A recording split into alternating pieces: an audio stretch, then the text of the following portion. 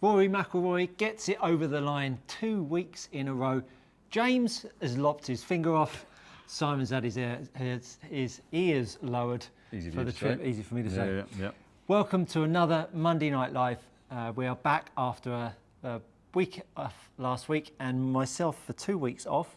Nice to be back. How's it been for you? Well, I see it's bleached your hair a bit. So. Well, it's got a fake tan going on as well.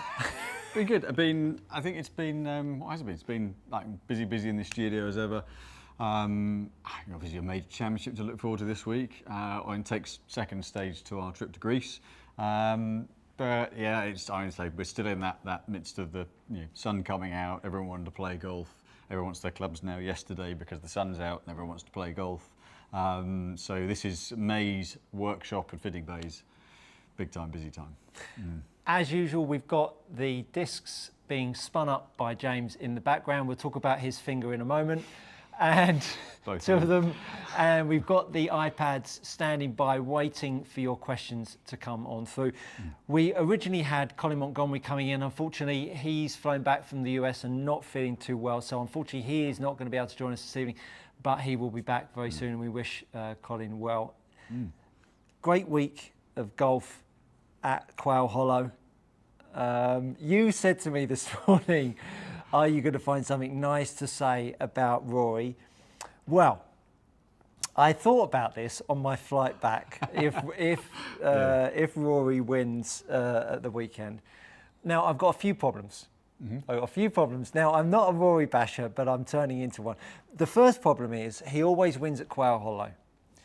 Horses for courses, get that, but I'm not sure that necessarily is going to make him feel good about his overall career. I think golfers like to win at lots of different venues. If someone had 10 victories all at the same golf course, would it mean the same as 10 victories at 10 different golf courses? I think that's my first one. Come back to me on that one in a moment. My second issue is that he made double up the last. Now, I know he got a flyer, he got over the back of the green, but that will tarnish the win somewhat. I think when you get in the lead, you don't want to give shots away at any point. So I think that might weigh heavy as well. But here's the nugget. Back-to-back wins, PGA Tour. He's clearly on form. He couldn't be going into Valhalla, at a place that he's won at before as well, in the best form. So it's loaded. It's a loaded week, and we know that Rory doesn't do well on loaded weeks. When the Irish Open, making 10 on the first. I don't think he. As in the Open Championship in Ireland. In Ireland, I don't think he does well as a front runner. I don't think he is someone that attacked. Sheffield. But I think this week proves that. I think to a point. I beg to differ on the question on do you win on the same course regularly. I think it depends which course it is. Quail Hollow is known as a tough course. And the way he went through the back nine, I think the fact that he wasn't leading, he'd come through, was level, but he was on a round coming through, chasing down. I think that's where Rory plays his best golf. I think that's why we saw him play some unbelievable golf the back nine, bar the last. I personally don't think he gives two hoots about doubling the last. He still won by 4 shots or so. Yeah, I think he destroyed the field, and you kind of go, well, he could. So I think the fact that he's won. Maybe not even the week before a pairs thing. I think the way he's gone out and won this week, I think it says more about Schauffele being a bit of a choker in the last round. Yeah. Had previous at the Masters as well. He just doesn't. He's now got a lot where he doesn't finish it off. But if I were Rory, I think the fact he's got Butch in his team as well. Now there's an extra layer of confidence. Yeah, and I'm doing the right thing. So, and you say Valhalla where he's won before.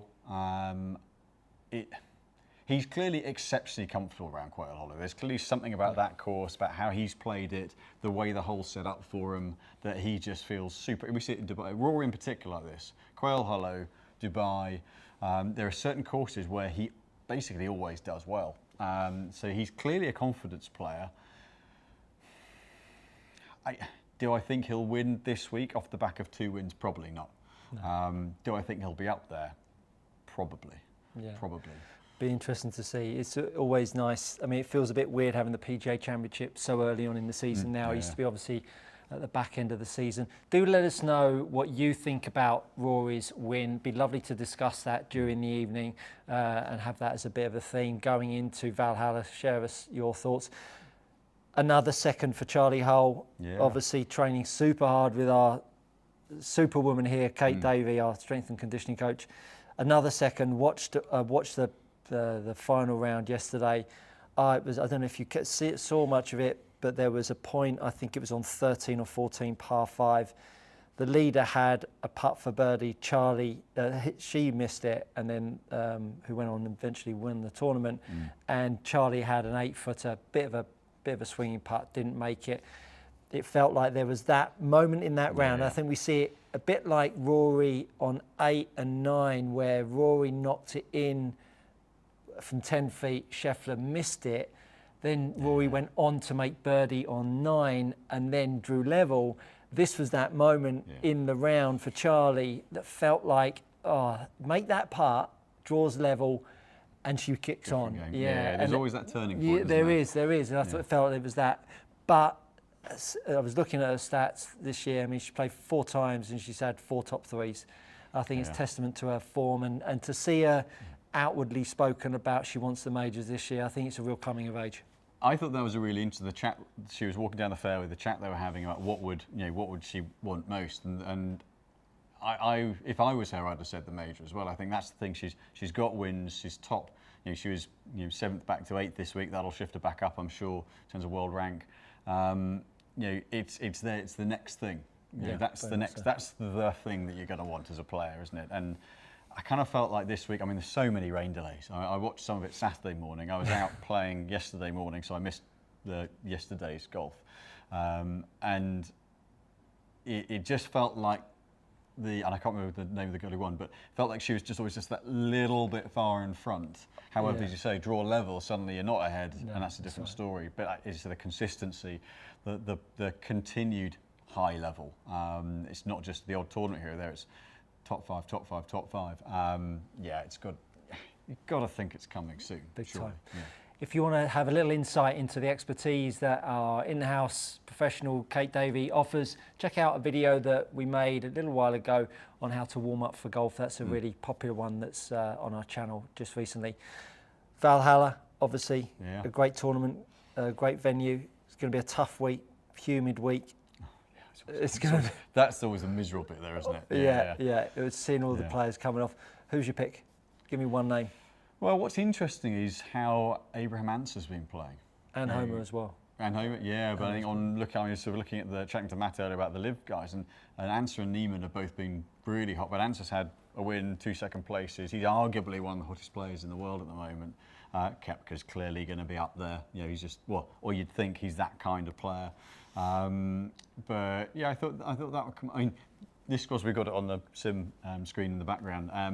It suits the big hitter. You look at Ryder Cup when it was there, JB Holmes. It's the long hitters, the long through the air hitters, Rory winning, that tend to suit it, tend to do well. Mickelson was up there, I think, that PGA as well. So it does tend to have a little bit of a type. But when you've got a 490, 500 something yard par 4, then you've got to be a long hitter, really, haven't you? Yeah, I can't. I think it's going to be another Brooks Koepka. He's just on, isn't he is really switched on. I think the live golf works in his favour. I think he likes being the bad boy of golf, and he thrives on that, doesn't he? And I think going into it, as I say, off a win a couple of weeks ago on live, it would be great to see Rory and Brooks going head to head, wouldn't it? It'd be a great week. That's what we want to see. It's a bit like the Masters last year when Brooks and Rahm, that was PGA Tour and live. Yeah.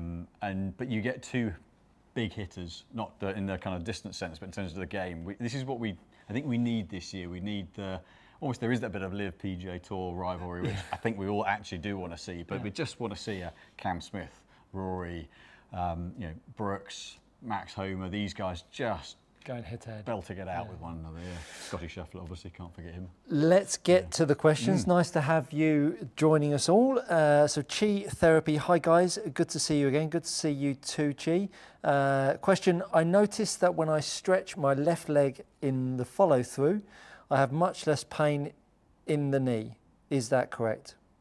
I noticed that when I stretch my left leg in the follow through, I have much less pain in the knee. Is that correct? Assuming right-handed. Yes, assuming right-handed. Well, I think if you're having less pain in the knee, it's taking less of the brunt of holding the finish. So the fact that you're posting up and you're lengthening your leg and you're effectively locking it out, it's taking the load off the knee. So that's why you'd be feeling that. Gary Satterfield, oh no. It always makes me nervous. I love the look in his eye when he reads that name out. We had a little chat in Florida on my channel while I was away. I got very nervous when he comes on, especially if my sister joins us. Hey Stu, welcome back. Just for your information, Florida's got warrant out for your arrest. See? Well, your sister hasn't sorted those clogs out, has she? No, she's not been over yet, so we'll wait for that. Bama number one, good evening gents. For Stuart, I play a par 5 that is downhill on the first, half uphill on the second. How do I hit a fairway wood from a downhill lie to an uphill pin? It's a nasty shot to play. I mean, the minute you're trying to hit a fairway wood on grass anyway, you're putting in an angle of attack and taking off loft. Then you put yourself on a downslope, you're then doubling that issue. Top tip, put the ball further forwards in your stance, almost outside of your left little toe. So it'll be a long way up. It'll be right on the outside of your left toe. That'll do. Grab it, that'll do you. There we go, that'll do us. On the outside of your little toe, and it wants to feel like your chest is chasing the golf ball. Because you've got gravity, nature pulling you down the slope, the last thing you want is a ball back in your stance because it'll make you feel like you're going to back up. So get it forwards, as I say, outside your left toe and get yourself chasing it. But if you can, get yourself an iron out and don't go for it in 2 because the chances of it all ending well might be limited. Even the stick didn't like it, might not end well. So I would opt for more. I would say if it was a distance of a 3-wood and you've got a 5-wood in the bag, get the 5-wood out because that will get you the elevation and effectively you're de-lofting it with the slope and you probably get a similar result. But if you're trying to hit a 3-wood off a down slope, it's coming out low.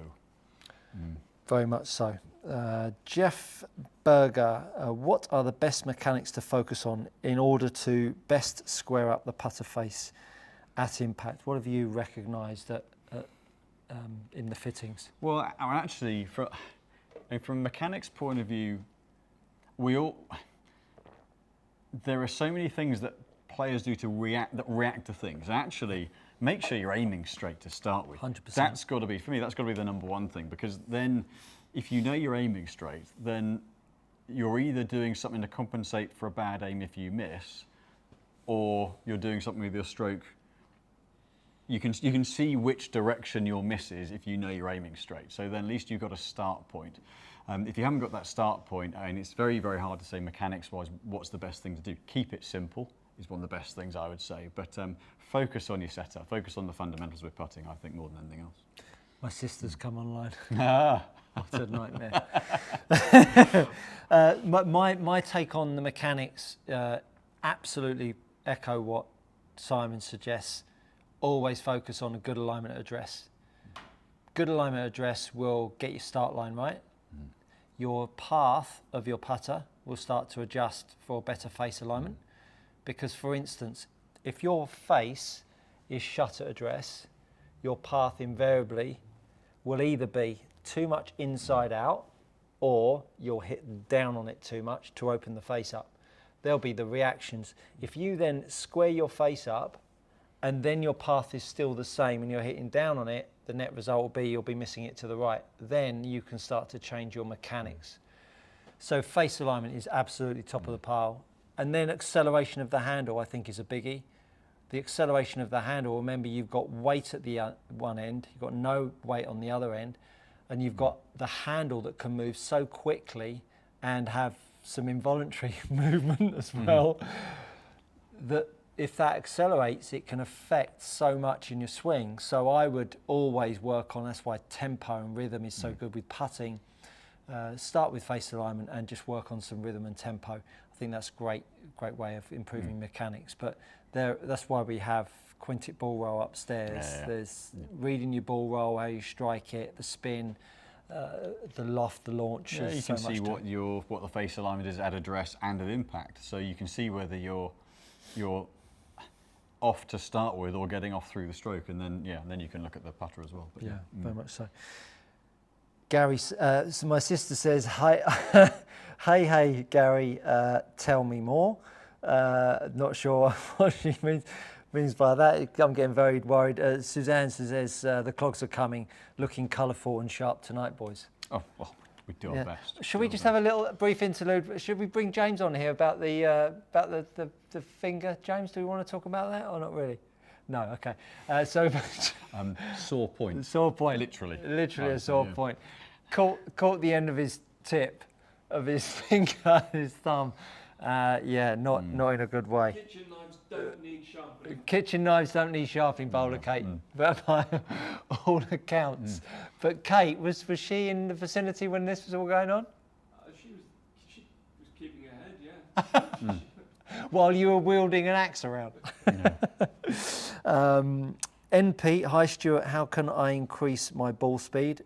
Your face to path value needs to be negative and your angle of attack needs to be down. Those two things will help you, as well as better impact, contact. What do I mean by impact? Yeah. Any thoughts on it? Strike point and again, it goes, it's a bit like the putting thing, a simple action. If your action's all over the place, you've got to do a lot of rerouting, you're going to miss strike, but you're also not going to get efficiency out of your action. So balance through the swing, that'll help you strike it. But as Stuart said, a strong bit of shaft lean and squaring the face up. Those would be the key things. Very much so.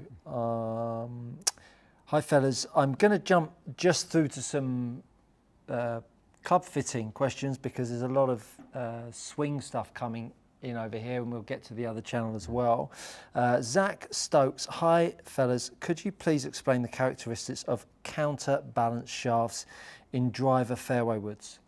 So what a counterbalance shaft is, it's describing the balance point and the club, counterbalance being grip end. So you get some shafts that are very heavy at the tip, some neutral balance and then some counterbalance. So what a counterbalance shaft does, really, all it does is means that the bottom end of the club swings a little lighter. So the more weight you have at the bottom, as you start the swing down, it creates a little bit more of a drop. That weight wants to drop in behind. So if you get someone who pulls the handle onto it, then if you've got a light club head, then you're likely to essentially release too early, get into the ball too early and lose the club head. And weight in the bottom end helps the club to drop into plane and to drop into the, give you something to hit against essentially.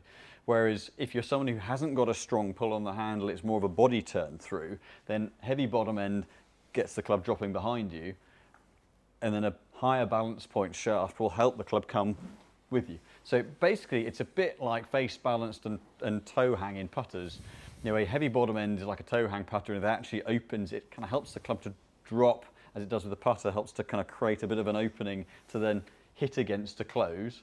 And a counterbalanced or a face balanced putter, similar kind of thing, it reduces the resistance to getting the club head through, so it makes it easier to square up. Somebody logged on to Good Golf Coaching on this one.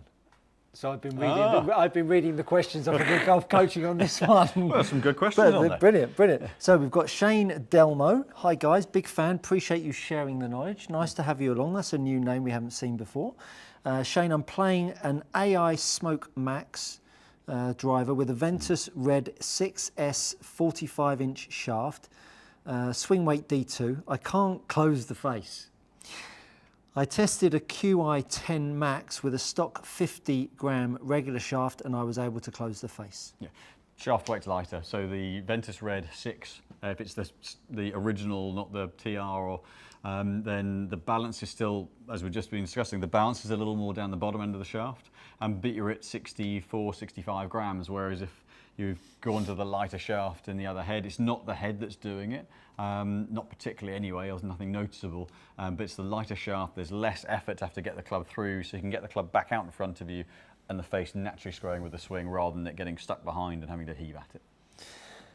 Should I swap drivers or should I put similar shaft into the AI Smoke Max driver? I can't answer that on the head simply because I don't know what flight characteristics you have. But both are good heads. But if you're getting good results out of the QI10, depending on what the cost implications are of the change, then use that one. But equally speaking, the lighter shaft weight and the AI Smoke should work well for you too. Good question, Shane, like that. And welcome to the show. Thank you, Shane, from Indonesia, Bali. Ah, beautiful. Good evening. Good evening. You're probably good morning, actually. Oh, P.S. swing speed 100 miles an hour and playing Ventus TR red, not Ventus red as stated. Okay, so it'll be dead weight being lighter rather than the bounce being tip heavy. Yeah. Are you drinking cocktails at the moment, Shane? Let us know. Glenn 400, hey guys. It's about 1 a.m. So. Hey guys, question for Stuart. Can you demonstrate a good drill to stop taking the club on the inside, and how long would you say it takes to ingrain the movement? Doesn't take long at all. Super easy drill, if I may. Lovely stuff. So take your regular grip, take your left hand off and put your thumb on the top of the golf club. Just like that, left thumb. Just like that. Now, as you take the golf club away, use your left thumb to push down and make your left hand come inside. And as you can see, the pressure points between the left hand and the right hand is still making my arms swing in and around me, but it's making my golf club stay on the outside. Most problems come from when people are trying to stop the club head swinging in, they push the handle out. And this makes the problem worse. What you need to do is use the pressure in the hands to lever the golf club up as we move the golf club away, so that my pressure point going down through the pad of my left hand, pressure through my right hand lifting up, then makes your takeaway look something more like this, which I'm sure you would prefer, as opposed to handle out, pressure's up, not down with the left hand, which makes the head swing in. So give that drill a go. You'll find more of that stuff on my channel. Very nice. Very nice, very nice. Hope that helps, Glenn. Martin Williams. Hi, could you please hit a Callaway AI Smoke Triple Diamond at 9 degrees with weight back, then hit a lofted up 10 degrees with weight forwards? So 9 degree with weight back and a lofted up 10.5 with weight forwards. Yeah. Okay. Very good. Like it. We will hit anything, do anything. I'm just going to come over here. Sorry, I didn't mean to turn my back to the camera there while Simon is going along and doing that. Let's see if we've got any other questions here. Hi guys, it's a pleasure to see you on air again. Can you give me some advice to overcome a slight spooning at the moment of impact? I wondered where you were going with that then, Carlo. So you've got a good golf partner doing that. Spooning at impact. When I hear spooning at impact, I guess you mean sitting back and lifting up. Sitting back, first of all, is a golfer trying to give himself time to square the club face up. So first of all, check your golf grip. That would be the first port of call. When the club is unloading, it's also trying to square the club face up. Second port of call, go and sort your golf grip out. If you've got a grip that is the strong side of life, i.e. it makes your ball draw and hook, invariably you don't see people sitting back as much as you do when you see people with an open face and hitting slices. So hopefully that one tip on a video that is called my Essential Grip Guide, that will be able to help you. There's an actual whole playlist on grip. Are you ready? Oh, You look fantastic in purple. Exactly right, thank you. Thank You you. look fantastic in purple. It kind of sets off the light pink of the top end of the arm that got burned at the weekend. While you do Quite that, nicely. I'm just going to go and get myself a little bit more water. You've even got the socks to match. You sound surprised. Yeah, no, I shouldn't be, should I? So, oh, dearie me, first swings of the day. So, 9 degree triple diamond, weight back, standard loft position. This is quite a low spin head, so the weight back gives it a bit more forgiveness. Technically a little bit more spin.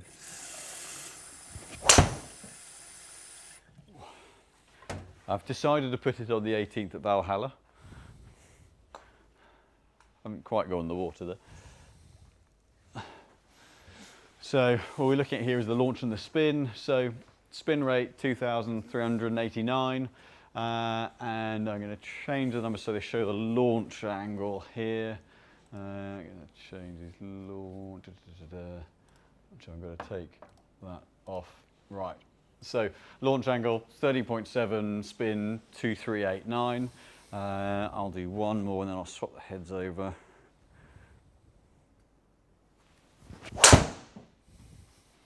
Right. Back clicked, so always means it's loosening up. Was that your back then? I hope it wasn't audible. So that one got it turned over a little bit, but 1870 revs and 12.4 launch. That's with the weight back. And doing a quick switch over. So lofted up, I believe, that gentleman wanted. That's right. So AI smoke triple diamond 9 degrees with weight back, then the lofted up 10 degrees with weight forwards. No, does it mean the 9 degree lofted up to 10 degrees with weight forwards? Oh yes, lofted. I would imagine, yes, yeah. Yes, Okay, that's what cool. it does mean. Yes, that's what it does mean. Yes. Minsock Park. Good evening to you, sir. Nice to have you with us. Mike T, have a great time in Costa Navarino. We will. So we are flying out to Costa Navarino in the morning. We've got the red eye 5:30 out of Gatwick, which is going to be interesting. Debated not going to sleep tonight. Yeah, yeah. I flew in. I'm rotten on no sleep. Yeah, I'm on the back of Florida jet lag, so I'm going to feel like a bag of poo in the morning. We're all really sympathetic. So yeah, no, absolutely. Minsock Park, patiently waiting for the new clubs. Really excited to test out the fitting results soon. Keep up the good work, Team PG. Thank you so much. Thank you, Minsock. Right, so 9 degree lofted up, weight forward. So just sits a little bit more toed in. So what have we got? We've got kind of probably on average 13 degree launch and low 2s, 2-1 on spin.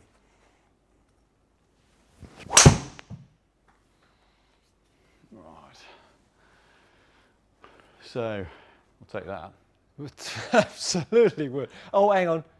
No, you wouldn't now. I missed No, that. you wouldn't. No, you wouldn't. Not No, good you for the hit. wouldn't. So 14.5 launch, 2-4 on spin. So essentially, I'll do one more to get the average, but we're looking at launch angle being up about a degree and a bit, which is what this one's adjusted, and the spin about 300 revs. Oh, that was skied. Get rid of that one. Ignore that.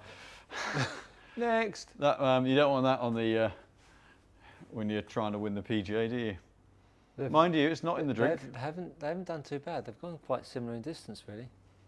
Yeah, so high in the face, took a ball speed off. So really seeing launch angle up about a degree, degree and a half, and about 300 revs of spin. Very, very good. Good demo. Good demo. Good afternoon from the States. John Afternoon. Puckett, what's the equivalent driver shaft profile to the Oban CT125X? Thank you. You're welcome. So partly balance point's got to be upper mid because they're not a tip heavy shaft, and stable through the middle. It's probably actually 125. I would say it might be Ventus TR Blue. That wouldn't be a million miles off. Stable through the midsection, a little bit of responsiveness in the tip. Weight-wise, I mean, I guess the 125 is on the heavier side, so you might be looking at possibly even just a standard Ventus Blue in a 7. But around if you're kind of picking a similar weight, low 70s, stable through the mid, a little bit of response in the tip. But yeah, probably those are pretty. I'm just trying to think. I'm just make sure I'm not missing anything here. I would say Yeah, it's the midsection stability that I think makes the TR, upper midsection, the TR is probably the closest to it. Very good, very good. Tony, by the way, good evening, gents. Nice to see you, Tony. Great to see Rory in form and confident. Really hope he can win this week too. He's due. Yeah, he is due. He does owe the golf community another major at some point. Yeah, I absolutely. think. Yeah. Papa B, hello, young men. Thank you. Thank you. Very kind. I just went to KBS Dollar Taper. Yep. Shafts in my irons and am lost as to what to use in my wedges. Could you please explain wedge shafts versus matching iron shafts and how to decide? Thank you. So some players actually do match all the way through, and it's normally so you get a bit of a split, match through, or go a little bit heavier. So a lot of wedge shafts go slightly heavier and slightly softer in the tip. The Dollar Taper are designed as a lower spin shaft, so they're generally a little bit of a stiffer mid to tip section. So if you're wanting something with a little bit more feel, then naturally something like the high revs aren't a bad way to go. It depends what weight you're in as to what weight to go into. So that's one of the things that would be useful. Let us know, and I can then go into that. But if you're wanting something that's got a little bit more softness, a little bit more feedback, and you're someone who uses the weight in the wedge shafts and helps kind of drop the club in, then going up about 10 grams or so, 5-10 grams or so into the wedge shafts is a good thing. If you're someone who's a little bit more rotational, quieter arms, then quite often matching shaft through works really well. If you want to check out our Kate Davey warm-up video, James has very kindly popped a link up on the channel there, so do go check that out. Bama number one, good evening, gents. Great show as always. Thank you, Bama. Niels Axelson, lovely to see you, Niels. Nice to have you with us. Think the final shot over the green was trying to hit the golden shot exhibition style for the show, knowing he had a huge lead. If it was close, he would definitely have played short with those greens. Yeah, quite possibly, quite possibly. Yeah. My question would be, would Tiger have done that in his heyday? No, but I guess if you're 6 ahead or whatever it was. Yeah, give it a go. Why not? Dave Hurley, evening guys. If your shots are drifting right, how can you tell if it's face or path? Well, it's definitely face to the path. It will be face. Fix the face, you'll fix your path. That simple. That simple. Otherwise, you could say divot as well. Divot will give you a chance to see a little bit to get a. If you haven't got a launch monitor, don't know your attack angle though. No, true, but it gives an indication of the kind of direction. But if it's starting on line and then drifting right, then path's pretty good. It's the face. What general tendencies do you see when swing weight is too light and too heavy? So both. So too light, you generally lose a little bit of strike. Actually, there's very little feel for the club head, so you tend to be a bit of a pull, or to get into the ground a little bit soon. Just strike-wise, generally inconsistent.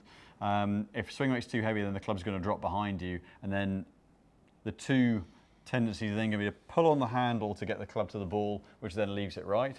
Or if you're like me, you flip at it and then you knuckle it over left. But you're more likely to get it kind of dropping in behind and getting a little bit of a bounce into the ball, almost a Barnes Wallace kick into the back of the ball for it being too heavy. And you're just going to stick it in the dirt if it's too light. But both mean strike goes off. Yeah.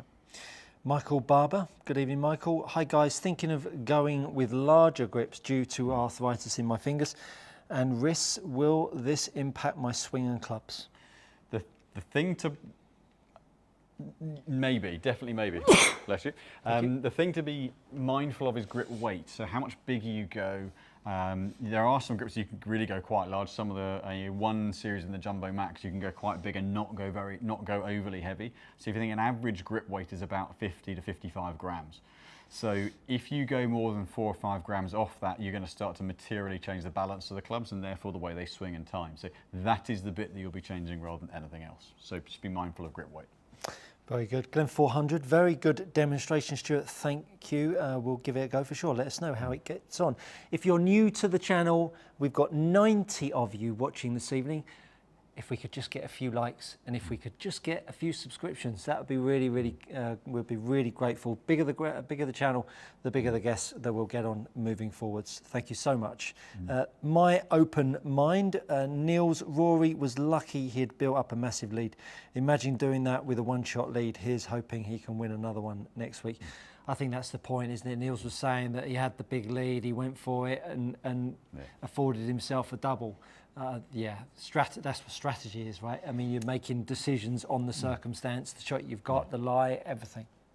But I do think, whilst I think I completely agree with Niels in this respect, but I also think that's why he doesn't necessarily get over the line as much as he maybe should do.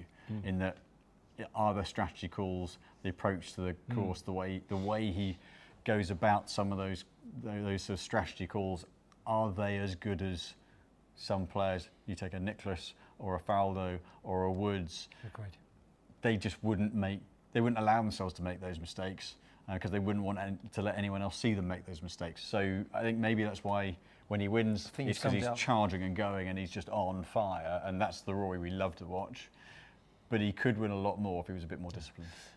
Would he have rather have walked away with a 6-shot victory or an 8-shot victory? Oh, yeah. It's just, those guys, the other guys we mentioned would have been, that's a statement made. And that's what your Koepkas and your Scotty Schefflers and things would have done as well, I think. Yeah, agree. Mintock Park, would love to see more build videos. Really enjoyed the few on the channel that James did, very informative. They were great. He did little POV ones, I think, as well, didn't he? Camera on it. Yeah, that's right. They were great. Are planned. They are planned, but the footage will be even better because of the chap who's coming to do some of our filming, or all our filming. Luke. So. How to build a club with 9 fingers. And the offending article was in shot then. So. Oh dear! It looks like a Tom and Jerry cartoon. Look at that! The picture that we had on our work chat yesterday was comical. Any tips on how to figure out your club gapping from a carry distance perspective without a launch monitor? Best way you can do it: get yourself out on the golf course, flat lie, flat green, no wind, out the fairway, strike one well, go pace it out and work it all out from there. That would be the best way. Doing it on a range with range balls, waste of time. Doing it without any launch monitor, guessing, wind, all sorts. So if you can, laser the flag, find out how far the flag is away, hit the shot to the green, and then wherever the pitch mark is, either before or after, add on or take away that number. And then depending on your club speed, if you're north of 110 with your driver, add on 12 to 14 yards per club. If you are south of 110, just to add on a static 10 yards and you'll be in a good place. Yeah, I agree. I think, if you're going to sort of iron speeds, if you're around the high 80s, 90 mile an hour plus, then it's probably 12, 13 yards per club is the gap we look for. And 10 to 12 if you're under that, or if you've got a really good friend. You're talking about an iron speed. For an iron speed, yeah. If you've got a really good friend who wants to go and stand out in the range, you can hit at him or her and let them, laser them and shout the yardage back. Then great, but yeah. As a 17-year-old lad, I don't have good enough friends for that. As a 17-year-old lad, I went down to Nigeria and played in the Nigerian Open. Standing on the range, you sold, or the caddy sold you golf balls, and he stood down the other end of the range. Okay. You practiced hit balls, and your caddy or your guy with the balls had a baseball mitt or not, in some cases, down at the other end. So there'd be 75 players up this end and 75 caddies down that end, and they're only watching your golf balls. And there was fatalities. It was the most scary thing in the world. Anyway, if you have got a friend, make sure you've only got one of them. Conjures up images that Warner Brothers cartoons. Yeah, it's scary stuff. Aidan, are Pro 243s and ZX7s in a similar performance category? Is Modus 120 soft to flex? So it depends how you measure flex. So Modus 120, to go on to the sharp bit first, is soft at the grip end but very stiff at the tip. So it frequency soft, but it still plays very stable. So if you were to put it on a rifle scale, a stiff flex Modus 120 is about a 4.2. But actually it plays much more stable than that. So don't be fooled by the frequency side of it, but you'll get feel out of it because the grip end is soft. Performance-wise, the 243s have got a little bit more face tech. So it's a slightly thinner face. The ZX7s create a bit lower spin, so actually the ball flight isn't wildly different off each head, but the 243s have a little bit more progression through the set, so a bit more ball speed off the face into the longest irons. Very good answer. Very good answer. Tom Ashmore. Good evening, Tom. Very tanned. Thank you. It's fake. He should be. If you set a Callaway driver to DS, what does that do? My triple diamond seems to sit a lot more square. So the triple diamonds tend to sit square to slightly open, and they visually, the way the toe line goes, they try to make them look, they're a little flatter lies, or they try to make them look a little bit more open. So if you go D and S, S is for loft, standard loft, and D, draw bust. So they do N and D for the face angle. So it toes it in about a degree and a half. Very good. I'm just going to answer a couple of questions on here. Hi fellas, from Zach Stokes. Could you please explain the characteristics of counter... I'll answer that one. So, my apologies. Lewis Keynes. Hi Stuart, hope you are well. Do you have any tips for hitting... snap hooks out of the toe with driver? I wasn't expecting that to go out when you stalled. I seem to be falling backwards a lot, which I don't think is helping. Snap hooks. Well, snap hooks are, first of all, a really closed face to path, and you're then hitting it out the toe. So you've got two routes. First of all, you could practice hitting it out the heel, or at least realigning your strike point by hitting more out the heel. And the way you can do that is if you simply set up to a T,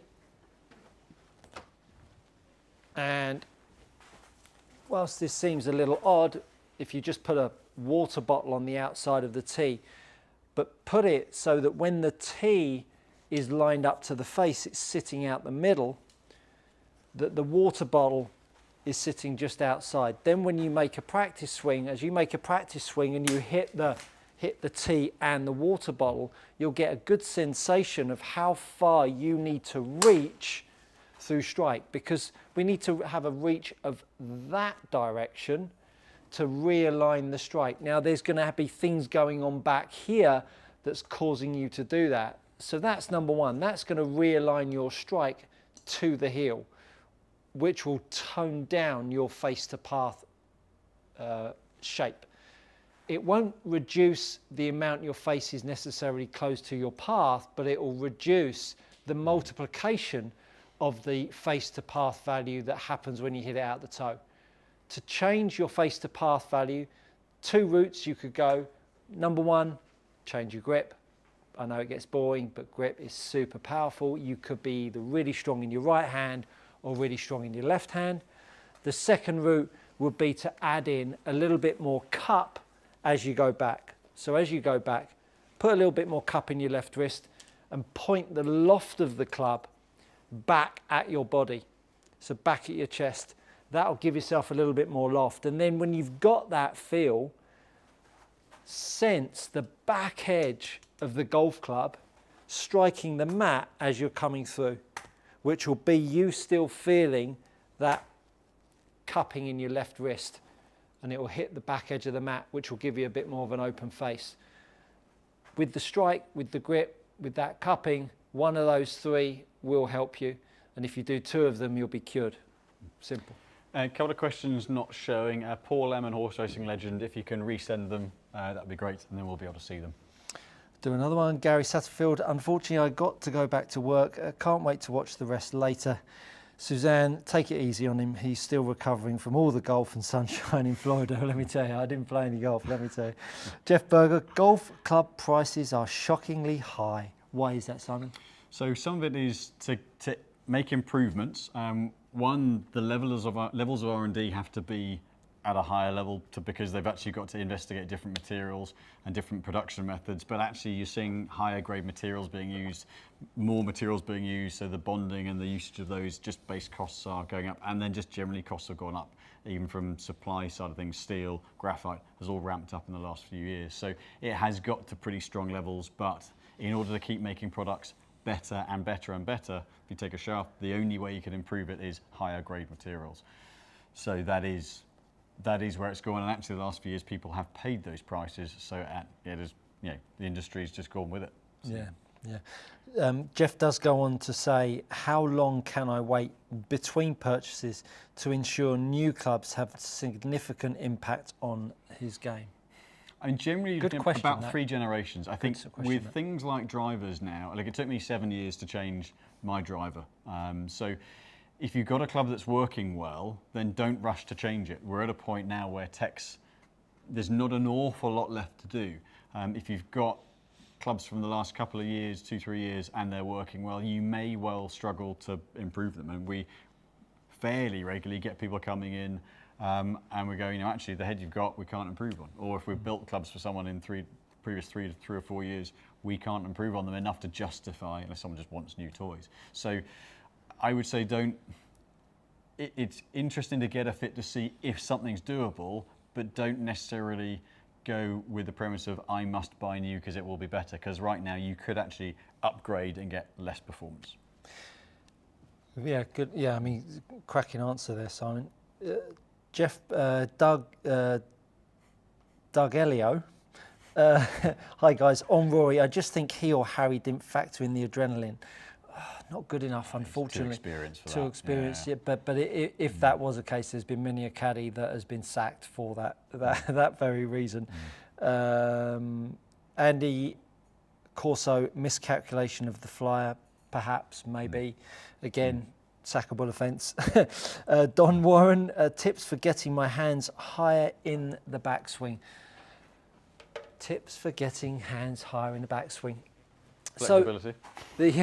So hands higher in a backswing is a symptom of something else. Normally, a strong face to path. So if a golfer is hitting the golf ball and invariably the ball is coming out with a bit of a bend to the left, what ends up happening is a golfer will end up standing more shut, and invariably their arm plane gets lower and lower in the backswing in an effort to stop the ball going to the left. So I would beg to make you think about what shape shot you're hitting, in terms of if it's too much bend right or too much bend left.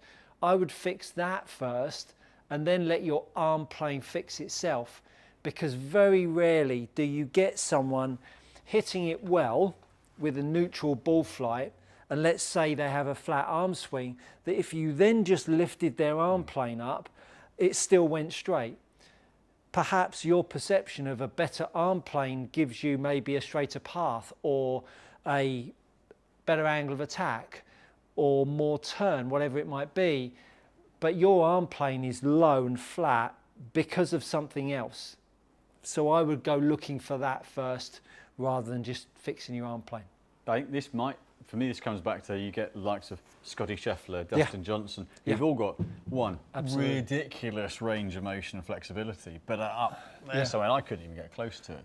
100%. So just because, not that this is necessarily the case, but one thing I would say is just because some of the top tour players now are doing certain things, like burning the wrist, I'd snap my wrist trying to do that. Yeah. Don't just try and do it because they're doing it. Yeah, if you're going to do something, do it because it matches what you need rather than just because they're doing it. 100%, 100%. Martin Williams, hi, thanks. You're welcome, Martin. Niels Axelson, Graphite Design Tour AD shafts. Any real difference between the DI and the UB? How about the VR?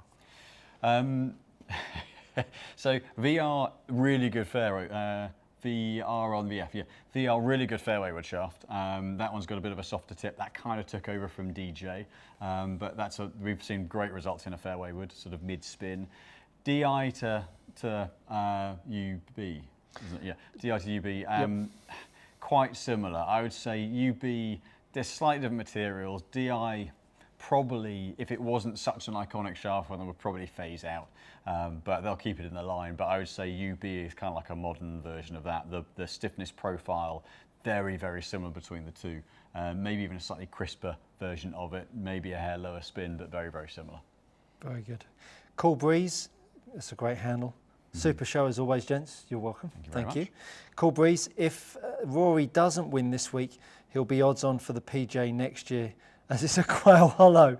Oh, very good. Yeah, very good indeed. Well, I mean, if that is the case, I mean, and he wins at Valhalla this year, I mean, that could be a quick and easy 2 majors up on the tally, wouldn't it? But the last time I was at Quail Hollow, he was crap. Yeah. So, excuse my French. And everyone's, he's going to win here. So, but however, as you say, he could horses for courses and confidence with it, yeah, he could well do too. I've just seen Horse Racing Legends. Gutted and missed my question. Amazing show again. Thank you. I can't see your question on the list here. Let me quickly see.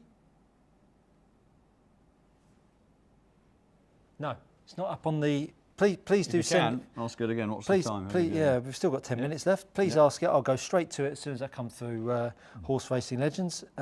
Paul M. Simon, you've missed my question, and I'm intrigued for the answer, having played 30 years and never hit the ball as well.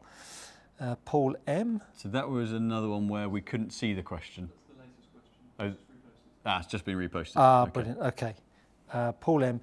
Tried Simon's setup, aiming toe at ball. Changed my strike massively, consistently finding the middle of the club. Wonder why it's been a game changer. Thanks, boys.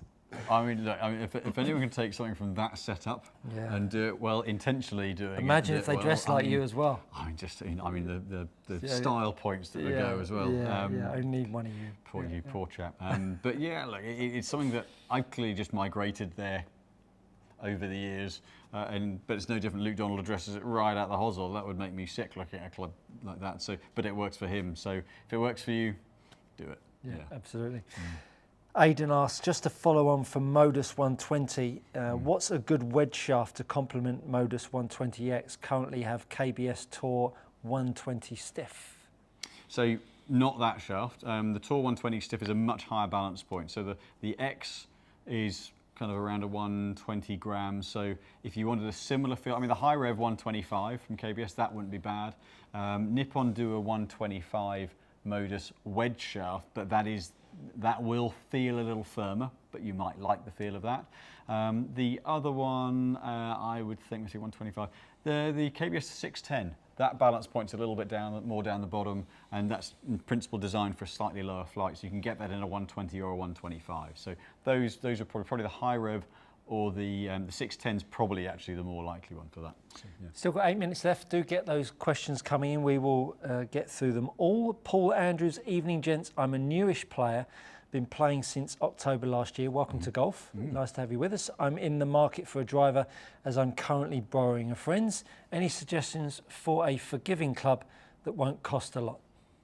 So you can go back a couple of models. I would say something like a, well, there is one actually. We did test one the other day. James just reminded me. If you can get your hands on one, that Kirkland driver really isn't bad. The Costco one, which I don't know whether it's still in the box or not. But or you can go back to.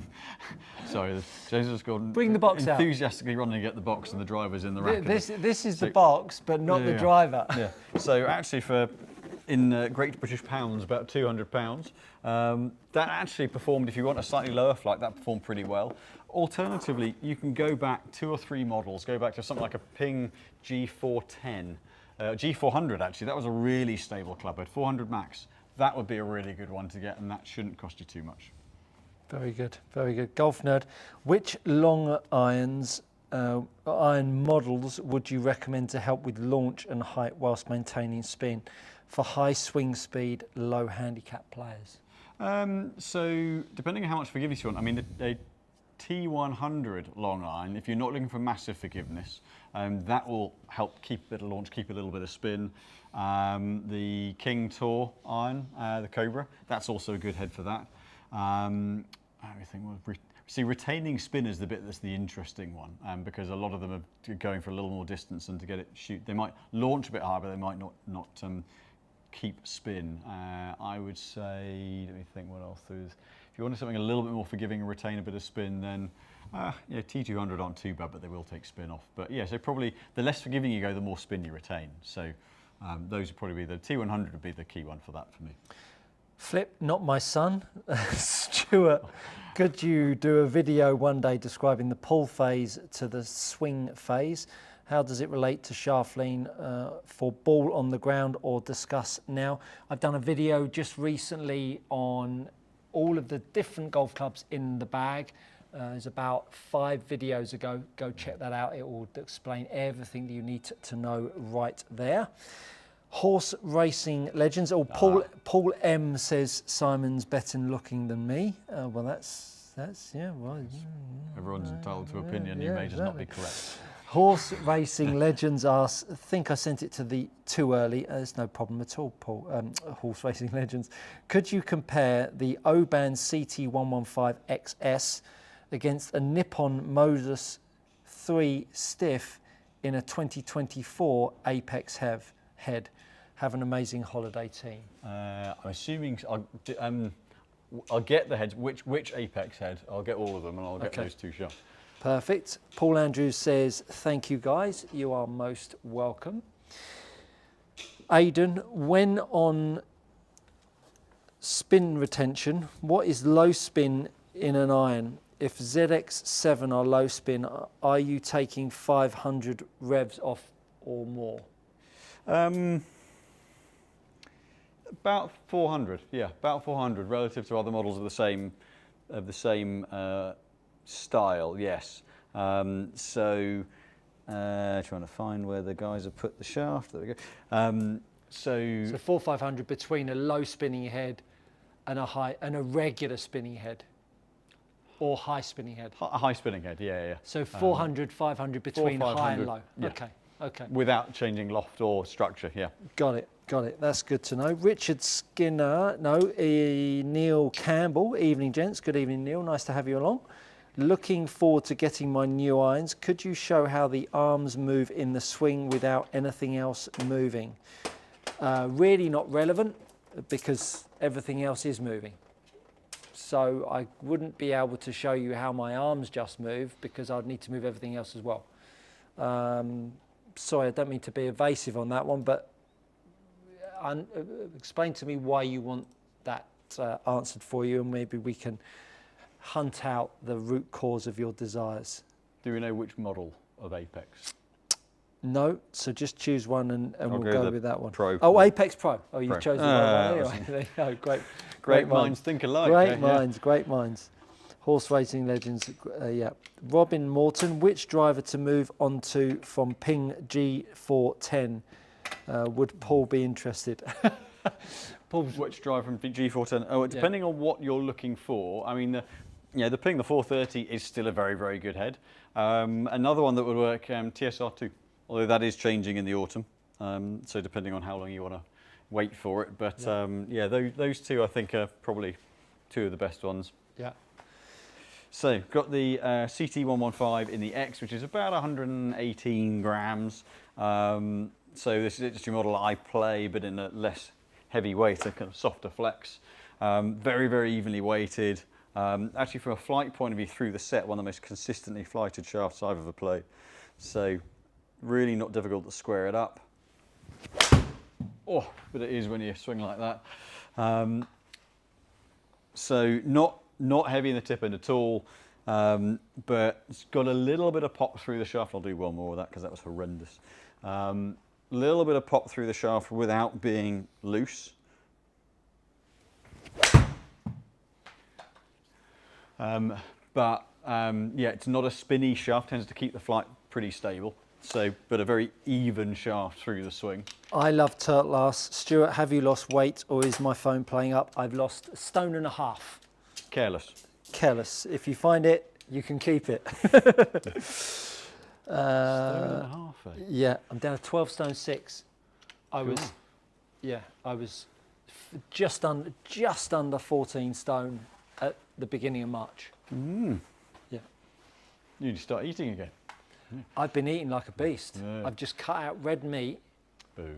carbs, 0 booze. Like I was never a drinker. Sorry? And fun. And fun. Yeah. And fun. Yeah. So Modus, softer in the handle, stiffer in the tip. Very similar weight, these two. Or this one's actually a couple of grams lighter, being the stiff, but creates very different leverage in the swing. So drops it in a little bit more, and Bosh. Another thin one, not a great swing. Going to feel a little bit more solid through impact because of the mass down the bottom end. So generally suits somebody who just pulls on the handle, just drives into it a little bit more. So I had to work that a little bit more to get the club head through. You definitely sense a little bit of give through the upper section with the CT115 and the X. All the way through is just a little bit tighter, a little more even feel through the shaft rather than handle soft, tip stiff. Very good. And we have come to the end of another successful Monday evening show. Flown again. There's been a couple of answers that we haven't been able to get to, but we will patch them through, and actually we will do them next time. That's what we're gonna absolutely. do. Yeah. We'll answer them next time. Well, we're off to Portugal. Not Portugal. We're off to Greece. We're off to Greece in the morning, 5:30 flight. I'm getting to the airport about 3:30. Yeah. So we'll be 3:15ish. Yeah, we've got 3 rounds of golf around the Costa. Large coffee. Around the Costa. I don't drink coffee anymore either.